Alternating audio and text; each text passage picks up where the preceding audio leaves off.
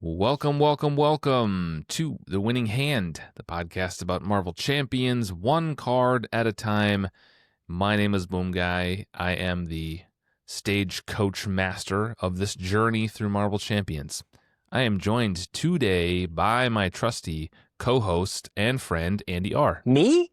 Yeah! I'm just kidding. You're not a co-host. I know. That was for Lazy Titan. But Andy's also here. What's up, guys? Hey, Andy's how's it here. going?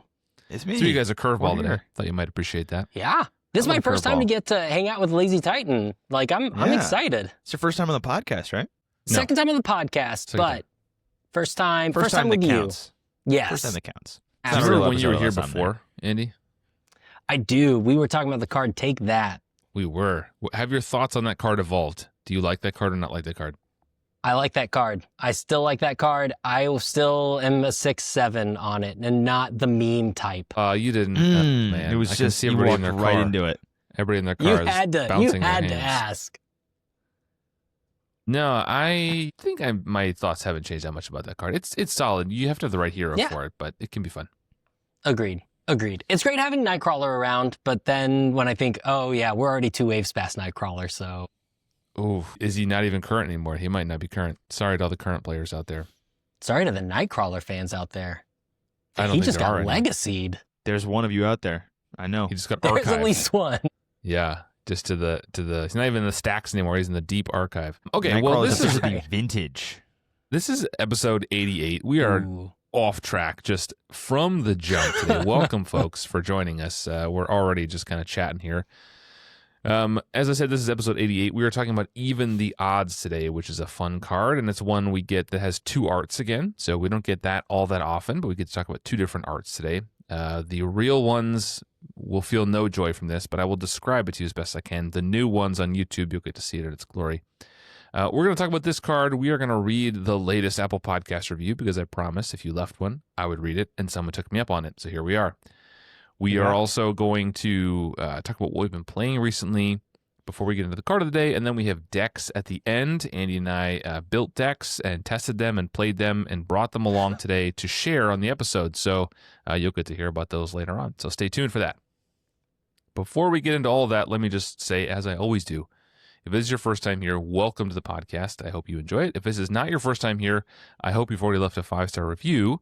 If you haven't, that is the easiest way to support the show. Just, leave 5 stars, a quick few words for your favorite podcast, and then, that's just the way to support the show. There you go. I hope you guys have both Those left 5-star 5-star reviews. It's yes, maybe. Good. I've Good. left at least one 5-star review. I have many accounts that I use to boost this podcast. Yeah, my I think alt I had an accounts. AI do it. Yeah, I Yeah, love that. I have a bot that runs constantly. It's like a macro on my computer. So every time I left click, it leaves a 5-star review with a generated message. Absolutely. I love that. That's why we have 4 5-star reviews. Just kidding. We have more than that. 2 of them are me. All right, well, let's read the 5-star reviews today. This is from Docs Pathless is the name. It says, top notch, 5 stars. This is a must-have podcast for Marvel Champions players. I've gained a lot of insight to the cards they talk about, and there is some great dry humor, too. I look forward to every episode. A big thank you to the Winning Hand crew. You're welcome, Docs Pathless. I'm glad you're here. I'm glad you enjoy the show. And if anybody else is enjoying the show, leave a 5-star review.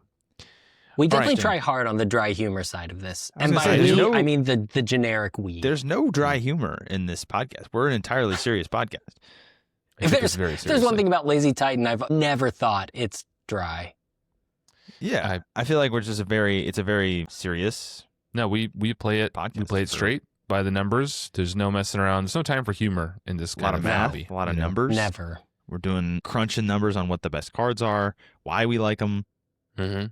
We get real analytical, and I think people don't respect that enough. People love that hard analysis. Mm-hmm. So, as your favorite peer-reviewed podcast, let's move into what we've been playing recently. And Andyr, why don't you go first? Why don't you tell us what Yeah. you've been playing recently? Yeah, so the big thing right now has been Black Widow Justice. I've been enjoying playing her. She's been my go-to for the past couple of weeks, where the goal is to be proactive in your preparations. So, you want your Widow's Bite and you want your acrobatics. And so it's Justice that's utilizing infiltration. So you can do big thwarts, get a minion, Widow's Bite the minion, deal with it, and then do the extra damage. And then Swift Retribution, so that you force the villain to scheme. On the scheme, you trigger acrobatics to cancel the boost, and then you're dealing some 7 damage back to the villain. And so it's a super fun way to play where I'm forcing the villain to do things so that I can trigger my preparations. And that has been a ton of fun. Black Widow's gone up against She-Hulk and from Synthezoid SmackDown. I've yet to take her against Vision. I feel bad beating up Vision for your sake alone. You can't. But then also villain-wise, she's done great against Taskmaster and Zola and a lot of the Rise of Red Skull crew. That's a great shout. This is not what I've been playing recently, but I'm just going to build off what you've been saying. I've been playing a decent amount of Black Widow recently too, and enjoying her a ton in aggression. I've been looking doing into that kind for of a some while. of the same stuff. So using toe-to-toe to kind of provoke those attacks, right? Looking for trouble to get a minion. Lion Weight is a really underused preparation, which can soften those minions up. Stance, one of my new favorites. Aggressive stance is great As too. a way to pull out him and trigger that, deal the damage to the minion if you want, and then you can go get her attack card, which is pretty good, especially if you can stack it with all these various damage buffs we have in aggression. Man, Yeah, both of those. I think Lion Weight and Widow's Bite takes care of just about every minion out there, more than 5 health. But what I found with Lion Weight and Widow's Bite is that I can often combine it with Precision Strike and 1x1 to hit those triggers pretty consistently. Yeah. So Lion Weight can soften it up, and then I can 1x1 to guarantee I get that second attack, or to guarantee that I get the healing from Precision Strike. Which healing with Black Widow is a great and necessary thing. And if you can do that without having to exhaust her, all the better. And it lets you choose kind of how low you need to get them for your card, so you can perfectly set up your minions. I love that little tech. Yeah, I've been playing a decent amount of Black Widow. Well, I'll go next and talk about what I'm actually been playing recently, and it's a little bit of a cheeky. I'm cheating here, is what I'm going to say. I can't really talk about what I've been playing recently. What I've been playing recently is going to remain a secret to anyone who does not attend MCDC in 2026. It is now 2026, folks. We are 8 months out from the next MCDC at this point. It's early February, so late October we will be hosting again. I have been testing and tweaking and designing some of the scenarios that we're going to be playing this year, so I can't talk about it yet, but rest assured it's going to be a great time. They are coming along really well. So if you came in here for your secret MCDC update, that was it. But yeah, Black Widow has been making an appearance too. So I can't tell you what it is, but you will find out eventually, and trust me, you'll be happy. Nice. Lazy Titan, what have you been playing recently? I gotta be honest, guys. Be honest. I have not played a lot of Marvel Champions recently. I have What? recently. I know. I have recently. I think I've learned why people, like older Gen Z people, talk about World of Warcraft with a dread in their voice. I have fallen to a Baldur's Gate 3 rabbit hole. Oh. I've done almost nothing else for a while. Great game for those who don't have it. It's incredible. But I've not made time to play Marvel Champions in a little bit. I can only express pure disappointment in you. I can only express how much I don't care. So, Lazy Titan, why don't you give us the 30-second elevator pitch for those of us who don't know what Baldur's Gate is? I, of course, know what it's a new board game, right? But other people. It's Dungeons and Dragons, the famous role-playing game, but as a video game. So they took that giant make-believe game and compress it into a action RPG game where you have 4 characters that all have their own storylines and all these quests, and then you build your classes and characters with different weapons and armor and all this crazy stuff you can do. There's magic, and then you go through the story. It's absolutely massive. There's way too much to do in that game, and it is very fun. So is that like Halo? I'm kidding. I'm kidding. In the way that it's a video game, absolutely. Is it like Elder Scrolls? Kind of? Closer, for That's- sure. Swords, magic, Diablo? fantasy. I played that. It's loot's kind of like Diablo, yeah. Okay. All right. Well, as I have said to anybody who has talked to me about Diablo in the past, when am I getting my Diablo reskinned as Arkham? That's what I really want. I want Arkham skinned Diablo with guns and Cthulhu monsters. Okay. Anyway, moving on from all of that, thanks for sharing your honesty and being vulnerable with the people, Lazy Titan, to let them know you've not I played think Marvel Champions. It's important to the people that we keep it honest, Keep it 100, and vulnerable as I here. said. Truth. Keep it 100. You know, you don't always play Marvel Champions all the time, and that's okay. Maybe you don't. Well, All right. I don't. I maybe But not all a the real one. degenerates who are listening to this definitely do. And I am one of those degenerates. Okay, so that was our update, what we have for today. Lazy Titan hasn't been playing Major Marvel Champions. I can't talk about what we've been playing. So it was less of an update than maybe you're used to. Man. But, Great stuff. Yeah, there we go. Okay, let's move on to the card of the day. I'm pretty excited about this one. Andy, you came along and we are talking about a card that has two arts today that is not, I thought this was a fairly recent card. It's really not. I had forgotten how old it was, actually. Yeah, agreed. Like, we're talking 3-4 years old. Do you remember when this came out? What pack this came in? I do. Spider-Ham himself, the hamster. Spider-Ham. Wild. So, if you wouldn't mind, for the real ones, if you wouldn't mind reading this card, and then we can talk about it. Yeah, absolutely. So this is Even the Odds. It's a 2-cost event, thwart traded, and it has the keyword requirement energy or lightning that says, while paying for this card, spend the listed resources.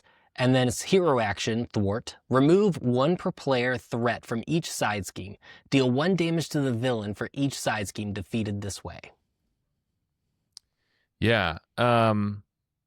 Was this the first requirement card? Do you remember? Its wave was the first one, but I feel like Gwen had the first one with her web binding or something like that. Yeah, her web binding. Was that the very first one? It might have been. I can't remember one before this. Might this be is the the first first aspect card, I think. one. Yeah. I was going to say drop kick, but that's not technically a requirement. No, it's not a requirement. I think this. I didn't do the research. I'm sorry. People. I think Nova had. So I got your back. So Nova had Hone Technique and what's her name? Ironheart had the Go All Out and Push Ahead. True. Those were all requirements. R&D facility. But like that wave was the first wave that had requirements. And so like Gwen had it. I think Miles with Peter, who had the requirement 1 of each resource. That led everyone to ask the question of like, well, then is my helicarrier any good anymore? And obviously, yes, a helicarrier is still very good. But it had those. Yeah, so I just did look it up as we're talking here. This is the first wave where those came out. And except for reprints, we didn't get any of these again until very recently. They skipped a bunch of waves. And then Silk was the next one who got a few. Yeah. So another spider. But Which is a shame. I like the requirement mechanic. I think it's fun. It's a fun way to balance cards and also add flavor while not changing the effects. You don't have to change the numbers on the card to add a restriction to it. Like Peter Parker Spider-Man's a great example. Really, really strong card. Would be insane if he was just a 3-cost ally, but they don't need to make him cost 5. They just add a requirement. Like the 5-cost Justice Peter Parker. If he was designed now, he probably would cost less, but have some kind of requirement. Maybe a double lightning requirement or something. Or double mental. And then he could do his thing and cost 4 instead of 5 or something. Yeah, which I think it's a cool way to nice. kind of split the difference between costs, right? So this doesn't cost 3, but it also doesn't cost 2. It's somewhere in the middle there. Yeah, it's definitely where I get nervous in the added vocabulary, because added vocabulary is always a scary thing to me in that, the more vocabulary, the harder it is for newcomers. At the same time, like you said, this one felt like a good one to just help with the balance of things because you don't want to have a 2.5 cost, and kickers sometimes go awry, and requirement is a great way to manage that.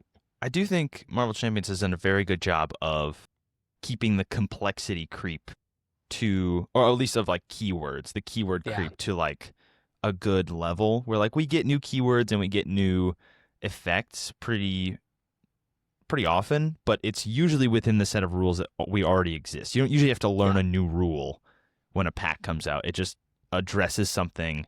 Like Colossus is a great example. He didn't change tough cards or add tough cards. We already had that. He just interacts with them slightly differently. Yeah. So you get like a cool, complex hero without adding another word you have to learn for all this stuff. Yeah, I do think we have quite a few words like this now. So requirement, luckily it's spelled out here, so you don't actually need even, need like the keyword. It's not a keyword, or maybe it is a keyword. But, we just had vulnerable came out not that long ago. Who knows if they'll ever come back I forgot again. about vulnerable. I think if you get into the game now, there's a lot of words you need to know, right? The core set, I think, gives you guard and toughness and maybe even patrol. I can't remember if patrol came out in the core set or not. I feel like first patrol was in Galaxy's Most Wanted, maybe? Yeah. Galaxy's Most Wanted. That's where patrol with the came from. Venom's alter, or Venom's nemesis. Yeah, I think there's a couple other ones in there too. Like some of the space pirates, I think, have patrol, or the Badoon Lieutenant, maybe. I'd have to look at them. But yeah, I think I do like this. And I do think as a game on the whole, like Marvel Champions hasn't done enough, in my opinion, with the resource types. It feels like something that 6 years into the game is still kind of underexplored. For sure. Yeah, this is where this one is a good example of starting to get to use it. We had a little bit of it with kickers, because in the core for Justice was like, oh, but if you paid with a mental, up it, or if you paid with a physical, this gains overkill. And there's this expectation that there's a lot more of that coming, and then it just kind of died out. And then requirement kind of brings that back of, oh, I do want to care about when I build this deck, what resources am I using? If I'm using the hone technique, I'm going to need more than just 2 mentals to make sure that I can pay for it. It makes you feel so big brain. Like when hone technique first came out and we started to really like have to look at the resources of cards, and like, or like when you play Hulk, the ally, and you really want to go for that physical resource, or like when hone technique came out and we're like, oh, I'm going to run this event over this event because it is a mental resource. I ran Fusillade a lot when that came out. I ran the Fusillade package because it's a mental resource, but also a 2-cost event, so it can boost itself. And then you get the fun thing that requirement cards give you of this card is a requirement, but also provides that resource. If you draw 2 of them, you can spend it on the other one to fill that thing. And also we have things like No Quarter, which has a requirement that's different than mental because it's an aggression card. So if you want to play it and get the buff from hone technique, you have to spend a specific set of 2 resources, which is a very fun little game to play. And I think that, especially with aggression cards, is a fun way to do that. Have a 1-cost card or a 2-cost card that requires a resource and then needs a mental, or needs a mental to then trigger hone technique to maybe as a way to stop hone technique from just breaking every aggression card that ever exists. Yeah, I think one of the things I wish that we would have gotten is that these resource types would have kind of helped to divide aspects into kind of sub-archetypes almost. I can think of an aggression, for example, we have hone technique, which is around this mental resource. There's things like dropkick has a physical requirement. I think surprise attack has a fist requirement as well.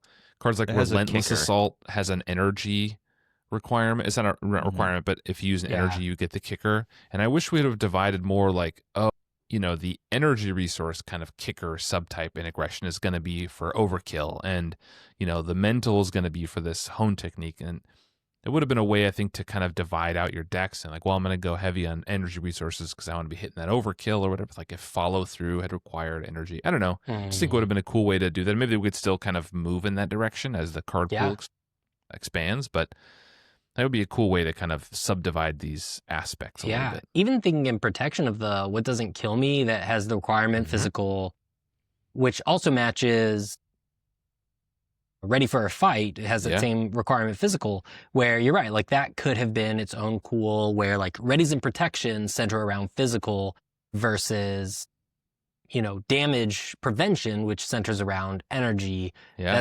That would be an interesting way to start thinking through the aspects. I agree. Things like sidestep and jump step or jump flip are distinct from, ready for fight and what doesn't kill me. And they use different resource types. And I think hopefully it kind of moves in that direction. Because I think that would be a cool way to start building your decks a little bit more. Most of the time, the resources don't super matter.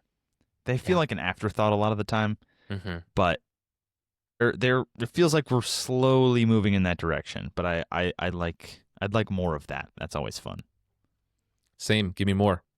Yeah. Okay. Lazy Titan, for That's the me. real ones out there, why don't you look at this art and describe it for them? Paint a picture in their minds so that they can see it along with us. Okay. Scene.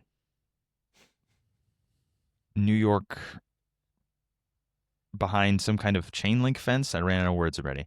Okay. It looks like the back of like a chain link fence with some signs on it.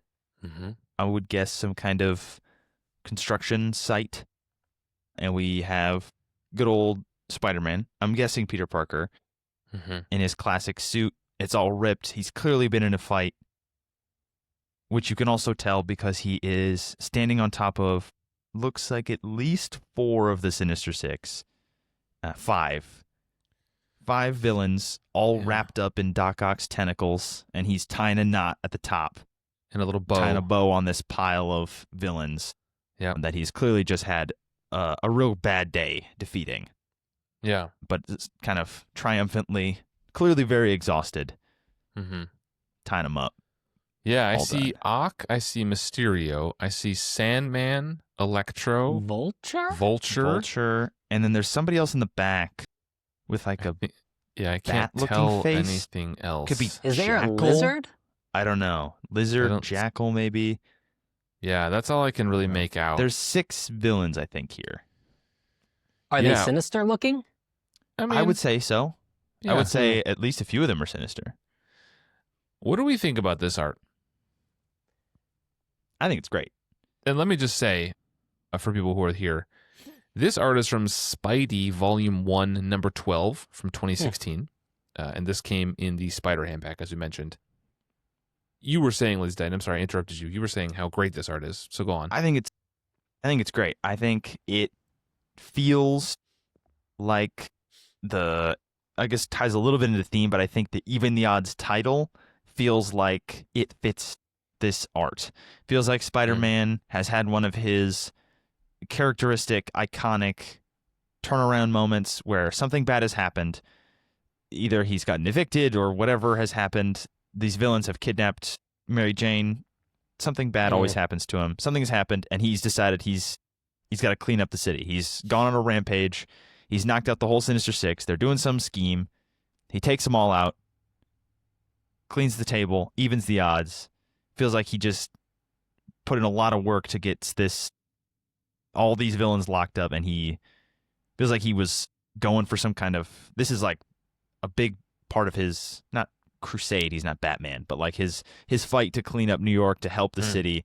Feels like this is a big punctuation mark in that. And you really feel that through the art, and I think the name adds to it as well. Andy?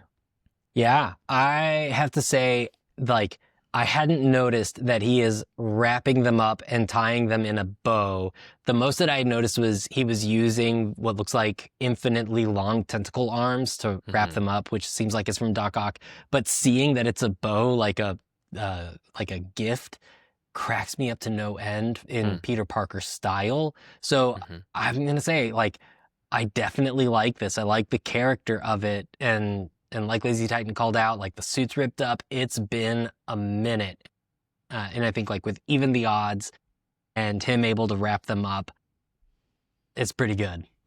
Yeah, it's clearly been a day for Peter. And It's been a day. he's had enough. looks like he's done. I do love it that it's like a bow, like you'd put on a present, right? Or like you tie your shoe. I really love that he's It's tying very Spider-Man. the arms that way. Yeah. It's like disrespectful, but in this kind of insouciant, playful way that I think is just quintessential Peter Parker. Yeah. Let me switch now, and I will show us the other art here. I'll give you, Andy. Why don't you tell us for the real ones who are listening? I'm on it. Why don't you explain to them what we're looking at here? This is from, and let me just tell you where the art comes from. This came in the Next Evolution box, is a Domino's Precon, and it came in the New Mutants Volume 3, Number 8 from 2009, which is one of the older arts that we've seen. This generally kind of more current art for these cards. So, Andy, what are we looking at here? Yeah, so we're looking at a generic scene of a random hero. I'm just kidding. It looks like it's Banshee, and he is maybe, or Cannonball, I don't know, someone, a random X-Men or X-person is blasting through and carrying off what looks like 2 Hawkeye wannabes and taking them out of somewhere. And he's on fire, which is why I don't feel like it's Banshee, but like maybe there's a fire blast happening and he's carrying these Hawkeye wannabes to safety, I think. I think maybe it's Cannonball. I think it's Cannonball. Cannonball. It is Cannonball. I mean, I don't know. I don't know either, but you're right. I think it's definitely Cannonball. He is carrying 2 other people who I'm actually guessing are I don't know, bad guys based on the card, and getting them out of there, or at least taking them out before they hurt other people. Yeah, so I think Cannonball is one of the New Mutants, and just, going back to my knowledge of comics that I scraped off of a basic Google search, is Cannonball, Karma, Sunspot, Wolfsbane, and Mirage. Mm-hmm. So those are all in the game, as far as I know. Mm-hmm. Yes, they are. I think you described it pretty well. I can't tell. There's like someone in the background in the very bottom of the frame with long hair, and there's something else the bottom left. Could be the back of someone's head. I can't quite tell. Looks like Cannonball. I don't know what Cannonball's powers are. I'm assuming he can fly because he's aerial. I think he goes boom. I think he shoots himself in a straight line. Every art of him is him going in like a straight line. I think he launches himself in a direction, is what I would guess. Of course, with my deep knowledge. You clearly. It says, so Wikipedia says he possesses the power to fly at jet speeds while encased in an impenetrable force field. So he becomes a Cannonball. That's, Well named. Well named. Yeah, Sam Guthrie is his name. He's a founding member of the New Mutants. I think this art is a lot worse. I don't think it's terrible, but it's definitely weaker than the other art. Yeah. And I never use this art when I'm building a deck with this card. Am I wrong? Yeah. No, I agree with you where it feels like it lacks personality. And that is probably one of my favorite things in looking at art is the personality behind it. And here, like, I don't know, you could literally put this to any card and it be a card. Like, I don't feel like there's anything about this that makes it feel particularly even the odds. Like, make this any aggression card and it works. I think it's not particularly, it doesn't feel like it fits anything particularly. It's just kind of, like you said, a generic kind of X-Men attack card. You could put this on 5 or 6 different cards and you wouldn't be able to tell at all. It's like, it's nice, it's well done. I don't hate it, but when the other option is this very cool, kind of feels like more like old school style, like stylized Spider-Man art of this like very Peter Parker moment of him fighting some very iconic villains, versus like a character we had to take 3 people to guess who it was, fighting people we don't know on just kind of a nondescript attack. It's fine. It's just not as good. Yeah, I mean, we're never disparaging the talent or the skill of these artists, right? Like, That's a fair call My out. drawings look like a cat who knocked over an inkwell. So this clearly is someone who knows what they're doing more than I do. So I can't do any better. But I'm just saying between the two, I definitely prefer the other one. And I think, Yeah. like, in terms of a comic panel, I'm sure this makes a lot more sense as whatever comic panel it is from the comic it's in. But as the chosen image and crop, it's maybe not the best, right? Like, obviously, like we said, no hate to this artist. It's well done, and I'm sure it's great in the comic it's in. But in terms of a card game, sometimes the crop doesn't do it justice. Sometimes it's just not a well-chosen image for the theme. And I think this is just one of those cases. And in this case, it's also hard just because you do have the comparison. Like, if we didn't have that first card, I might view this one a little bit differently in terms of, like, great coloring in terms of the way it pops out, especially with the purple. But because we have that other card, that's just getting lost to the amount of personality inside that other card. Yeah, I mean, I think thematically here, right? I don't know what this is telling me about even the odds. I'm struggling to connect the image with the theme here. Like, I don't really know. It just seems like this guy is tackling two other people. So to me, it feels like a thematic disconnect. Whereas the other one, maybe it's because I know more about Spider-Man than I do about Cannonball. I know 3 sentences I just read off of Wikipedia, but I can feel Spider-Man's kind of personality in there. I can feel him evening the odds and tying them up with the arms. You know what I mean? This thematically, it doesn't fit here for me. Yeah, I agree. Okay, so then the rest of the card, the thematics of it, right? And we can talk about both arts kind of interchangeably here, but I will put the art that we prefer back up on the screen as we talk. Yay! Does the either way is fine. Theme of this come together for you guys? Like, how do we feel? Like, does the title and the requirement and what it does and everything, does it come together as a coherent whole, Andy? Yeah, to me, it definitely does, especially with its action, where it's doing two things that I think are really even the odds alike, which is getting to remove out side schemes and aiming to do it in a way that gets rid of those side schemes. Because oftentimes side schemes are the things that slow down your tempo.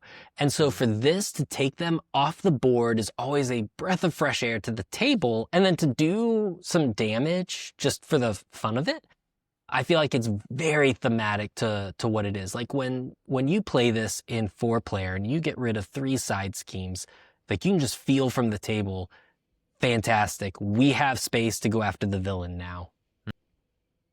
LT, what do you think?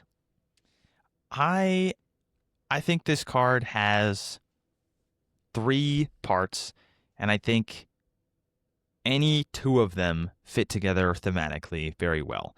We have the name, the art, and the effect. The name is very fun, even the odds. The art we've talked about. The only biggest gripe I have with this is even the odds and this image makes me think it looks like a damage card. It looks like a card that would hurt minions or deal damage of some kind. And it does, technically, but it is primarily a thwart card, right? It is not even traded as an attack. So to me, it feels like that is the only disconnect. But if you just took the name and the effect, I like that. It removes an even amount of threat from each scheme. Perfect. If you, even as in the same, not an even number, although sometimes it is, half the time. And then the art and this effect, I think, also work because it is, like, clearly Spider-Man has taken out multiple enemies, and then the name and the art are great. But I think combined, it loses a couple points just because it looks like it would be an aggressive, maybe a minion slaying card or some kind of damage dealing card, which Justice doesn't have a ton of, but it is just a thwart card. Like the Subway Takes guy, I'm going to say 100% agree. I Good really agree with you that when you look at the art, specifically the art with the title, to me it says this is a minion killing card. Like, you're going to wipe minions and then maybe thwart based on the minions you killed. Either art, I think. But it's backwards. Yeah, it's clearing schemes.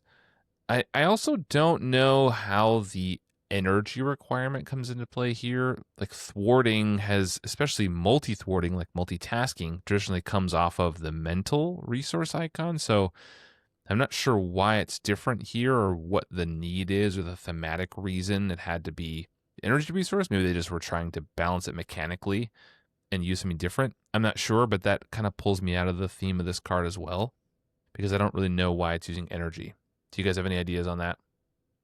No, that is a great call out of like what is different about it is it almost feels like they're trying to force you away from multitasking or for justice. Is that if you're going to have this card in, then you're going to, well, I say that, and for justice itself is a lightning resource.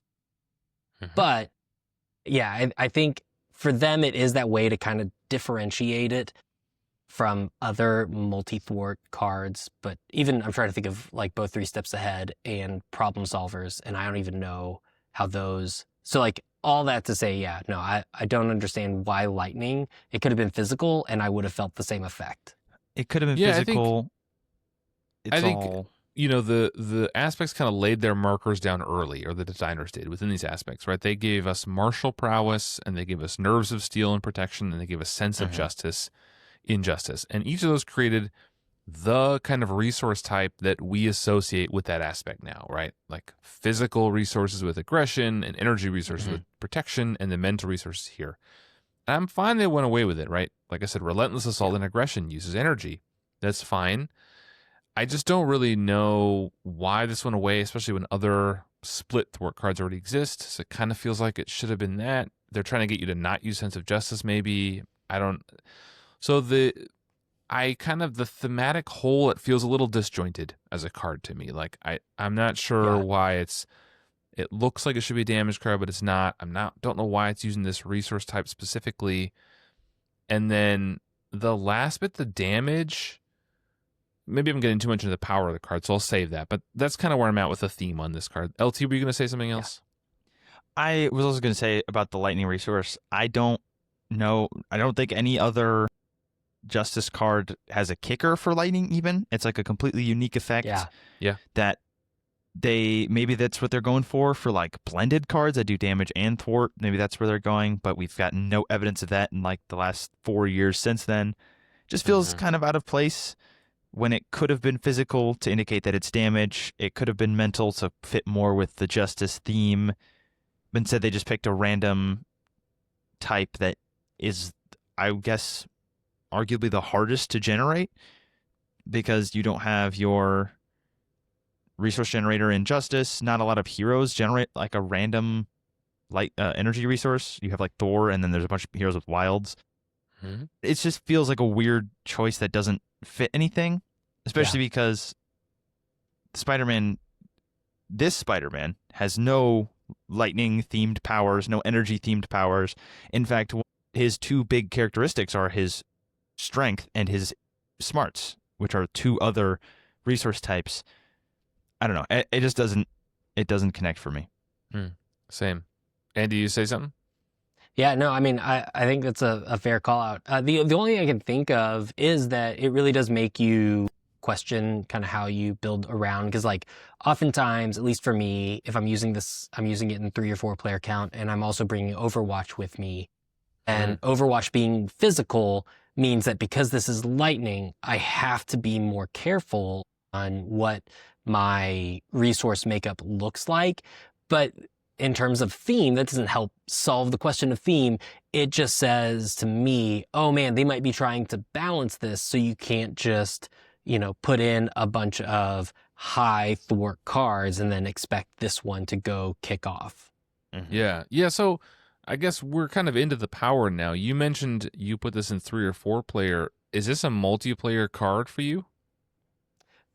What's funny is I only fell in love with it because of multiplayer, but as in the deck that I brought is mostly solo, I've found more enjoyment with it in solo under specific heroes like Miss Marvel or Wasp that we'll look at later. But I fell in love with it because being able to remove 4 threat from many size games in 4-player was so powerful to me. Yeah, LT, what do you think? Is this kind of what player count are you finding this card to be most useful? Well, unlike a lot of other cards that scale with player count, it always costs 2. So I guess like mathematically, right? It's the best at 4-player. You would assume. So it scales with player count better than a lot of other cost cards scale, because often the cost per player scales to be too high with something like it's team investigation, it's called, or like strength and diversity. They just at 4 players it just becomes so prohibitively expensive. This just 4-player, you'll have the most schemes because there'll be the most encounter cards, so you'll just find more. It does. When this is 4 threat from each side scheme, that's like real numbers. That's not like a tech piece that you have to like build around to make sure you clear all those schemes. That's just big numbers. And I think at 3 and 4-player, you don't even need the damage off this card for it to be good. It's just pretty good. At 1 and 2-player, you have to kind of work around it a little bit more. Not so much as like a build around, but like build your turn around and make sure you're kind of like Nova, where you're setting up all your schemes to be low. But ironically, I think this isn't good in Nova. But it does. Yeah. I think it's good at all player counts, but it does scale with the player count very well. Better than a lot of cards, I think. What were you going to say, Andy? Oh, no, I mean, I'm agreeing with everything Lizzie Titan said. Even just the fact that in, Agents of S.H.I.E.L.D. Wave, where we had the most number of non-scaling side schemes, where they just came in with 5 threat. They just came in with 4 threat. They weren't 3 per player like we've seen in past. I haven't really dove deep into Civil War to see if that changed at all, but I'd be curious of, as we get less scaling side schemes, if once again the stock in your 3-4 player counts just skyrocket. Yeah, I mean, I think like you guys, to me, this is a multiplayer card. And honestly, when I'm using this card, that last sentence is really kind of, I don't even think about the damage that this provides. Initially, I think when I got the card, that's what I was excited about. I was like, oh, you can do some damage. But it's so little damage, it often doesn't really matter. And I don't usually... It's for me, it's like a 4-player card, like almost exclusively, because you just have more side schemes coming out. And it's a way to even use cards like one way or another, which generally I don't use in higher player counts. It's a way for me to put that into a game with higher numbers, because I have this that I can just clear a bunch. And you really want to kind of, again, use gamer greed here, right, LT? You want to gamer greed this and get as much as you can. So you want to like push the boundaries of how many side schemes are out there. So when I slap this baby down, I can do 12, 20 to thwart or whatever, and that's cool. But yeah, I think the power of it, the damage is just incidental. Like if it clears a side scheme or 2 and I deal a damage or 2, like whatever. Yeah. And you really don't have to, especially in a 4-player game, like you really don't even have to clear that much to make it worth it. If there's one side scheme and you clear 4 threat, it's just for justice. So like you don't have to gamer greed it too far to feel like it's worth it. In a 2-player game, you're paying 2 for 2, and at that point, it's probably not worth it. You could have just... Then you probably want 2 schemes to make it the same as for justice, kind of, or overcosted multitasking. And that's the problem, right? Is then if it's you're in solo, or if you're in 2-player, there's not a ton of side schemes out there. You're really just like, you might as well just pack multitasking for justice. You might as well pack clear the area. There's just like better cards. To me, this doesn't come in my deck unless it's 3 to 4. That's where I think this card gets a little interesting, which I think is interesting. What Andy said about lower player counts is then the damage of this card starts to matter. Because if you're playing solo, villains only have like 20-ish health. So if this clears 2 schemes, you're clearing 2 schemes, which is good. And then also, you're doing like 2-ish damage. There's a couple ways to boost that. Not as many, but it can be done. Kind of starts to get a little bit more interesting. If you're playing someone like Miss Marvel is probably perfect for this, because she can crank the thwart up on this even more. I believe she can crank the damage up. It might have to be attack traded. It does, yeah. So you can't crank the damage, but you can crank. You can crank the thwart on this to at least make it more. Creating the thwart is already crazy because at any Yeah. player count that becomes really good. 2 for 3 off every scheme in solo, or 2 for 6 in 4-player. That's ridiculous. That clears a lot of schemes, like just straight up. Oh yeah, straight up. I think this is pretty interesting, and I think like I said, the damage just matters the lower player count you are, and the threat matters more the higher player count. So it kind of fills a double role. Also in Justice, you have one way or another to pull out a side scheme. Lets you search the deck to find an exact side scheme that you would be able to clear with this at any player count. So there's a couple ways of manipulating it. Yeah.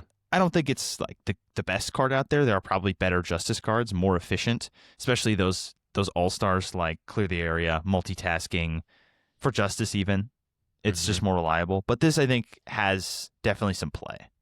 Yeah. Yeah. It is fun to see the card be added into the side scheme archetype that's available to you now. So if you're going to do the Followed, the Chance Encounter, the Overwatch, the One Way or Another, like this can be a good way to have that strategy. But you're right that in depending on your hero, depending on your player count, can really either be a like, oh, this is worth it, or oh man, this is just not doing anything for me. Because if I'm just doing 2 to remove 1 threat off of all those things, then what good is it? But, like you said, Miss Marvel, you put out the Lay the Trap, and then you embiggen this, or you shrink it so it clears it, and all of a sudden it's now adding an extra damage to Lay the Trap. You're taking out 1/3 of the villain's health.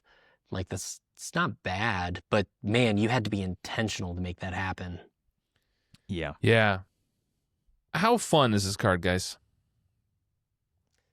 Depends on the player count. Yeah, I think that's the big catch with this card, isn't it? Which is good, because like a lot of times we look at cards, and maybe there's an online community thing, and everyone's first thought is solo. My first thought is always in 2-player because that's my main player count. So to have a card that becomes my like go-to in a 4-player game is pretty great, because I don't have that many of them. LT, how fun is it? I also think it scales with player count. Like I said, there are redeeming qualities to this card in solo. It is usable. It's not great, but is usable. But it does feel bad. 2 costs to remove 1 thwart off a bunch of schemes. That just feels bad. 2 for 2, you're at least like getting your money back a little bit if you get a couple schemes. At 4-player, this card, you're really cooking with some gas, and you're starting to put in some work. But without some build around from like what's the resource that boosts the thwart, or Miss Marvel, or one of the ways you can boost thwart by Passion something. for Justice. Passion for An Justice, operative that's the skill. one. Yeah. Operative skill. Without things like that to boost it to the higher player count numbers, in solo and 2-player, it ends up feeling kind of bad, especially in Justice, where you already have so many good ways to do this. Like, part of me wishes this was an aggression card, because in aggression, this is very cool, and I could boost the damage of it in a lot of ways, and then that becomes more valuable. But because it's competing with especially at this cost level, it's competing with so many good and better events that like that fun factor really starts to pull away from my willingness to play it. Yeah, I mean, I think I agree with you guys too. In a solo game, like, you're better off just packing Quasar, to be honest, if there's a lot of side schemes. Quasar is, I think, a great card, like an all-star at all player counts. But 2 for 1, even if, like, you would have to have a lot of side schemes for me to feel like it's really worth it. And if you are playing a solo Justice game and there's enough side schemes out that playing this is worth it, like, I just think you have other problems that haven't been addressed. And I think you have problems that would be solved better with a multitasking. Yeah, like, not to slam anybody, but I just think you're drowning pretty heavily if this is a solo card that's like saving the day for you. Yeah. So I just think for me, I don't even pack it unless I'm planning for a larger player count game. But when you are, I think this is great. Like we talked about, 2 for 3 or 4 off of a bunch, even if it's 1, 2, 3 side schemes, like, it just gets crazy. 3 side schemes at a 3 or 4 player game, and this is crazy, right? Yeah. It's so good. Absolutely. And 3 side schemes is not uncommon, especially if you're playing. That's not crazy. anybody who surges a lot, or if you're playing heroic or something, like a lot of encounter cards come out, and there's a lot of side schemes out there now. Yeah, there are. And you might pull more side schemes out. There's player side schemes. It doesn't say just encounter side schemes. So like you put a player also side adds scheme another out way there, to do it. This can clear those. I think there's a lot of reasons to run this in a large game, as long as you can make sure you hit the resource requirement. Like if you can't hit the resource requirement, obviously consistently, then this just does not work for you, right? So, yeah. Okay, so let's kind of transition into final thoughts before we get to the decks that we brought today. I will let Andy go first because you're the guest. Okay. Andy, what do you think? Hey, yeah. From 1 to 10, 5 is true neutral. Yeah. Where are you at on this card? 1 to 10. Yeah. So I'm gonna be generous with it because of my love of seeing it in higher player counts, and that being the way that I most enjoy the game. Thinking of like Con of Heroes type situations or even MCTC, I'm gonna give this a 7, which I think is there's the spike in me who's like, that's way too high a stock in this card. But like, I think when you can build around this, it can get fun. I will say the reason why it wouldn't be higher in terms of fun, as much as I enjoy it, is because it does get annoying trying to like beg people, hey, will you please stop this? If you're going to thwart, like, get this down to 4 for me, or get this down to 3, or hey, don't touch this side scheme, or hey, can you put Don't out be like that guy. right? Like it can be kind of rough, and I remember playing this card with Nightcrawler and like feeling real bad every time I drew the card and asking people if they would like, hey, help me make this card fun. And you never want a card to be that way. So I'm going to give it a 7. I think it's a fun card. I enjoy playing it in higher player counts. And then if I'm bringing Wasp, like I think this can be a fun one in lower player counts. But all in all, 7. Oh, with Overwatch, mind you, please like bring Overwatch for this in higher player counts, because nothing feels better than helping remove 4 off the main scheme through Overwatch. Or a particularly beefy side scheme. Yeah, double up True. on something like superpower training or specialized training rather that comes in with like 20. Crazy. Yeah. LT, where are you at on this card? Final thoughts. I am going to give this card a 7 as well. Yes. I'm not crazy. I like this card, but I can't give it any higher because I don't like it as much in practice as I like it in theory.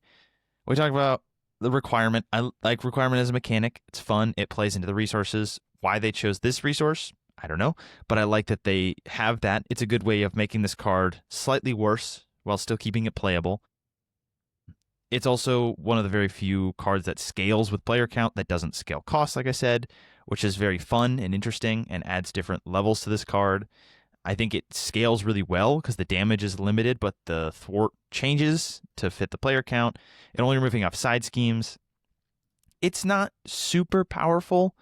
It's pretty good, and it can be broken. There's enough cards at this point that you can really crank it up to 11. But if you're not doing that and just playing it as it lies, it's fine. The art is awesome. Yeah. It's super cool, at least the Spider-Man version that we're looking at right now. The other one is fine, but this one I much prefer. It is thematic. It's cool.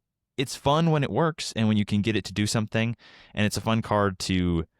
It's a card I love having in the card pool so that when something comes out, I can say, oh, even the odds. I can use this on that. Something like Passion for Justice. Like, oh, great, perfect, even the odds thing. It's also a wild resource, so it pays for that requirement. Fun things like that, but ultimately it's not that good, and it's not the most fun card, and it doesn't make it into decks a ton. I think, I mean, I don't want to be boring, but I think this is a 7 out of 10 card for me as well. I mean, I almost would be tempted to go lower just because I do think there's a thematic disconnect here. I'm not sure the requirement, how that fits in. I do feel like the parts don't quite add up to what they could be, and the way that a lot of cards that we look at here do.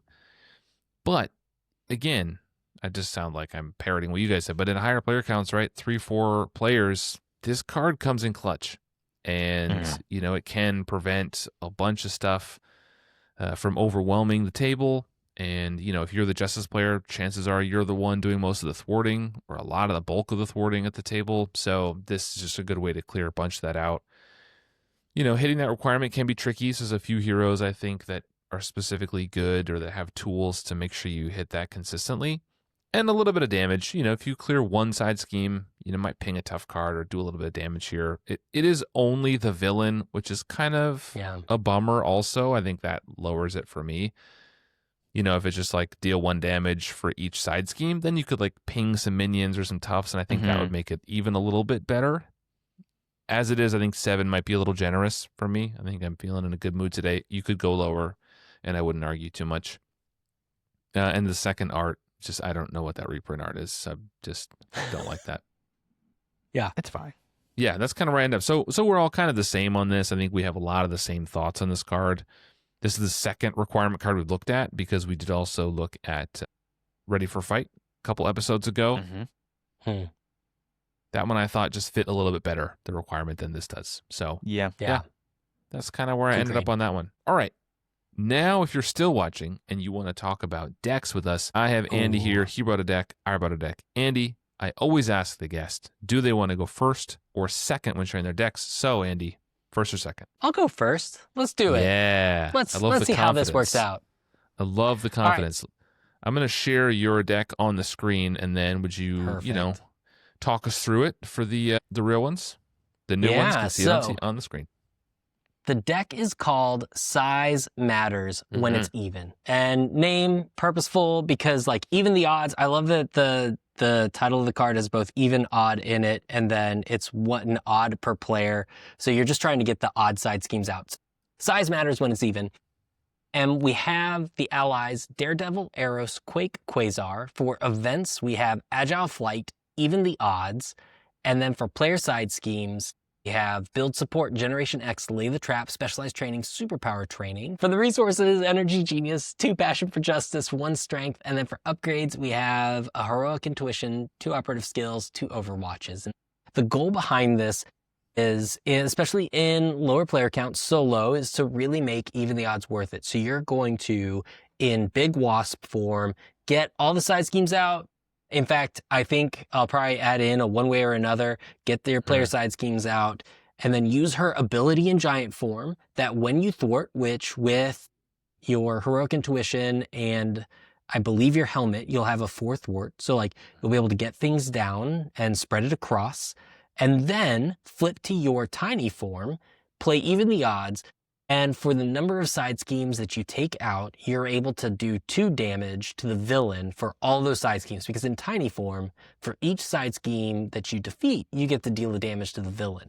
And so, like, if you want to be cheeky, and I'm not a fan of the strategy, but for anyone who is, you could, in 11 turns, 1 turn kill a villain. And I think, like, if you want to go for that, man, more power to you. But this definitely gives you a way to do it. And then in higher player counts, you have the Overwatch to help, and even the odds, Agile Flight. Like, these are big things. Quasar will remove 1 per threat.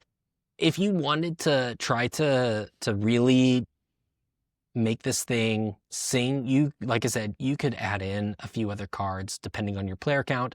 But this was generic across the board.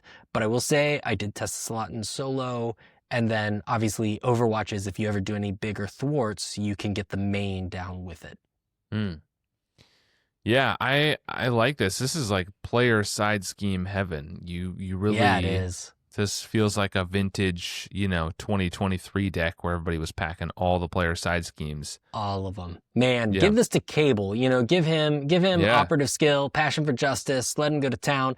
But yeah, with Wasp in general, this allows you to make even the odds do 3 per player, which if you'll notice is every one of those player side schemes except specialized are a 3 per player side scheme. Most solo, 3 is going to cover you. So you'll be able to trigger even the odds consistently in 1 player. Yeah.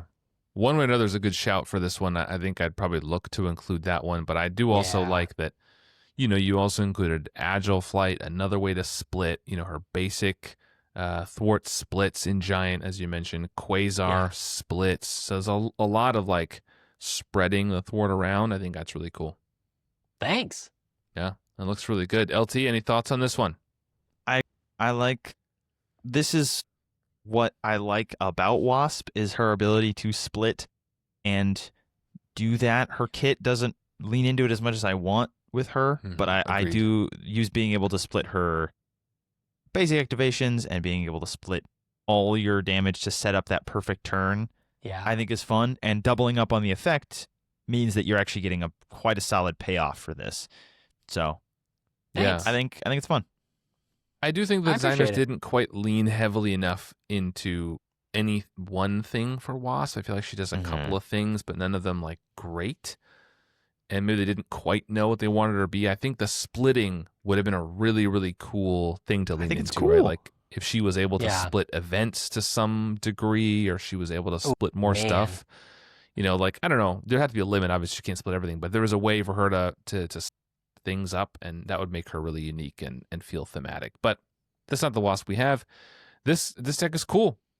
You know, Thanks. people always say size is important, so I think that means this deck. So Yes, I agree. clearly. I tested and built 2 decks for this because I'm a crazy person. I'm only going to share one because it feels like it would be excessive to share 2. Anyway, this deck is called Teenage Dream. So I'll read it through. It's 43 cards. As always, that's literally unplayable. I don't know why I'm sharing this. Totally. It includes Dazzler, Manifold, and Professor X.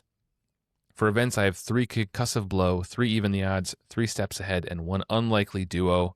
I included Passion for Justice and Power of Justice. I include the X-Jet, 3 copies of Float Like a Butterfly, 3 copies of Operative Skill, 3 copies of Skilled Investigator, and 1 copy of X-Gene. So this is really exclusively made to be a multiplayer deck. That's how I designed it. That's how I tested it. I took it to a few local meetups and played it at 3 and 4 players. It's really built to do 2 different things. It is meant to confuse the villain as much as possible and give out tools to benefit from that. So I have 3 copies of Float Like a Butterfly. They're all meant to be played on other players, not yourself. So play those somewhere else. That's why there's also 3 Skilled Investigators here. You're going to give those to other players as well. You don't need the card draw, but that lets the table draw cards. And then the second thing it's doing is this big thwarting. So we have copies of Even the Odds, right? 3 copies of that in here, which is the card we just talked about. I have 3 copies of 3 Steps Ahead, which is a fantastic card for Jubilee thwarting. I have Unlikely Duo, which adds some confuse and does some damage. And then Operative Skill and Passion for Justice are going to spread that thwart out even more. So 3 Steps Ahead and Even the Odds are going to just benefit even more. I have Dazzler, Professor X, 3 copies of Concussive Blow, and 3 copies of her event, Flash of Light, which are all going to be providing some confuse. So you're not necessarily going to be confused locking, but the point of this confuse isn't really to allow players to flip down. The point is to get that confuse there and allow the other people at the table to deal that damage and increase it over time. Manifold is here. It's an ally I haven't really found a ton of use for, but it did work here because it's very difficult to recur shopping spree. So if there's other people at the table who have items that you want to help them get, I use Manifold to try to get them back to be able to hunt for shopping spree more than like once per deck pass, because you can only search for it from your deck as your alter ego action. You only really need your sunglasses or your coat rather. Often I don't play sunglasses. It's really just kind of a luxury in this one. So I will play it occasionally because some of the attacks will hit, like Concussive Blow and Firecracker, but that's really not the focus. So get the coat out. Sunglasses you can deal with later. But yeah, so this is designed to support the table and to help everybody and kind of increase that damage. This deck loves seeing other people who have like lots of ping damage. So I love sitting down with War Machine. I love sitting down with either of the Black Panthers. Anybody who has a lot of little ping attacks that I can increase, awesome. So that's the deck. That's awesome. I have to say, like, I appreciate for this being a 4-player, oftentimes when I see like high player count decks, they're usually single-minded and single-rolled. I appreciate that you gave options, because nothing feels worse than at the table when you see that there are other problems other than your role, and when people look to you to help and you're like, I'm sorry, all I have is thwart. But I appreciate that you added in things so that way it's like, oh, I can help with damage if that becomes a problem. I can help with whatever it is. I appreciate that this does many different things, though it centers on good thwarting. Yeah, and lots of good spread thwarting. You know, spreading out the confuse and then passing out cards to other people is great too. Manifold is surprisingly helpful to other players as well. You know, if there's a cable player or someone else has a build support, that's a way to fish those things out too. So there's lots of ways to help the table. Yeah, LT? I like it. I have not played a lot of Jubilee, but she's very good at doing little bits of both. That's kind of what she's built around. She also loves resource costs and spending different resources on things. She has her double resources built in. There's a lot of ways to affect that in this deck. We have 7 resource cards. I like using what she's already good at to kind of stack stuff like that. Operative skill is always fun, especially with cards like 3 Steps Ahead. Her own cards are very... Didn't realize she had 3 copies or 3 different resources for each one. So she's got a lot of variety going on. Yeah. Manifold is cool. You don't get to see him a lot. I like it. I think it's a fun new take on Jubilee. Yeah, I mean, anybody who listens to this probably knows at this point, Jubilee is one of my favorite heroes in the game. She's top 10 for me. I love Jubilee a lot. I think she has a really interesting kit and a lot of things going on, and she can be vulnerable to some status issues, right? If steady and stalwart villains do slow her down, and then, you know, her 9 hit points really become a problem, especially in lower player counts without someone to protect you. But yeah, so that is Teenage Dream. As always, if you're listening to this, I will post this. This will be published by the time this episode goes live, and then I have a section on this page where I will collect the community decks. So I put the challenge out to everybody who's listening. As always, please build a deck for even the odds. Use different heroes, use different builds, try different stuff. I love seeing what everybody comes up with, and I will add the decks if you send them to me either in a comment on this deck or in a Discord message or winninghandpodcast@gmail.com. Send me your decks. I will add them to the list so anybody else who's listening to this can see all the decks that were submitted and not just mine. This is really not just a vehicle to get you to like my deck, but it is a way to just kind of share what I think makes this game interesting, which is the decks and deck building. So yeah, that is the episode for today. Thank you so much, Andy, for coming back. And thanks for having me. Thank you. With us. We love this. You're always welcome around here. Thank you. I appreciate that. I will take you up on that and sneak into a lot more of these. No, I'm kidding. But for reals, thanks for having me on and getting to talk even the odds. I look forward to seeing you at Con of Heroes and MCDC this year. Same. Lazy Titan, you were also here. I was here. You existed. I blacked out for a little bit there. I may or may not have said some stuff. Hopefully I didn't say anything terrible. If I did, it was cut. Maybe. Yeah, we'll see. I don't know. I hope we had a good time. I think. I will say, I definitely had a good time. I hope your blacked out self did too. Yeah. You would know better than me. I don't know if the people who are out there, if you all, maybe if you're listening to this, you like and you enjoy podcasts. I've been listening to a podcast recently called Flesh and Code. It's a 6-part podcast series. Highly recommended if you want it. It's about AI chatbots, essentially, and how close to reality they are. It's very interesting, I thought. But as I was thinking about it, I thought, Lazy Titan, maybe you are just a chat, but maybe you're not even real. And that people don't know, but you're I'm here. actually Sora AI 3. Andy met you. They don't You're know. real. Andy met me. I did one time. Do you remember that? Yes. Is that real? You sure? Do I remember? Or did you remember? Because who knows is the question. We're way off track. You guys are. For what it's worth, to give some reality, in case people are really nervous, I did in fact meet Lazy Titan IRL at Con of Heroes 2025. Yeah. Yes. So it's true. It did happen. We even played a few games together, which we did. I can easily say I was astounded at the amount of damage that you could do within a single turn. Didn't even know that you could break such a threshold, but you did.